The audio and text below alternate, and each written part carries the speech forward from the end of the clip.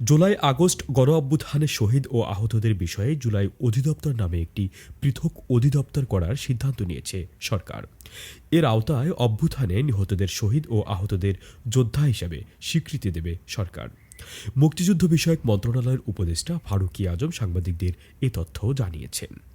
সোমবার ডিসি সম্মেলনের কার্য অধিবেশনে অংশগ্রহণ শেষে সাংবাদিকদের এক প্রশ্নের জবাবে উপদেষ্টা আরও বলেন, গণ অভ্যুত্থানের শহীদ ও যোদ্ধাদের সনদ দেওয়ার ব্যবস্থাও থাকবে। শহীদদের পরিবারকে ৩০ লাখ টাকার সঞ্চয়পত্র এবং যোদ্ধা ক্যাটাগরি ভিত্তিক ৩ থেকে ৫ লাখ টাকা করে দেওয়া হবে।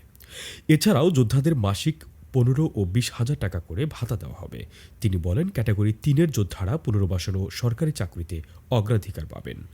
অপর এক প্রশ্নের জবাবে উপদেষ্টা বলেন, জুলাই অভ্যুত্থানে ছাত্র জনতা রক্ত দিয়েছে। এর বিনিময়ে আমরা নতুন বাংলাদেশ পেয়েছি। পরবর্তীতে যে সরকারি দেশ পরিচালনার দায়িত্বে আসবে তারাও অন্তর্বর্তী সরকারের এ ধারাবাহিকতা রক্ষা করে চলবে বলে আমরা বিশ্বাস করি। ভুয়া মুক্তিযোদ্ধাদের বিষয়ে ব্যবস্থা গ্রহণের প্রসঙ্গে সাংবাদিকদের উপদেষ্টা বলেন, আমাদের সরকার ইতিমধ্যেই জাতীয় মুক্তিযোদ্ধা কাউন্সিল জামুকা পুনর্গঠন করেছে। জেলা ও উপজেলা পর্যায়ে মুক্তিযোদ্ধাদের যাচাই বাছাই করা হবে। সেখান থেকে ভুয়া মুক্তিযোদ্ধা চিহ্নিত করা হবে। ভুয়া মুক্তিযোদ্ধাদের বিরুদ্ধে আইনানুগ ব্যবস্থা নেওয়া হবে বলেও জানান তিনি। শাহ মোহাম্মদ ওয়ালিউল্লাহ, তরঙ্গ টিভি।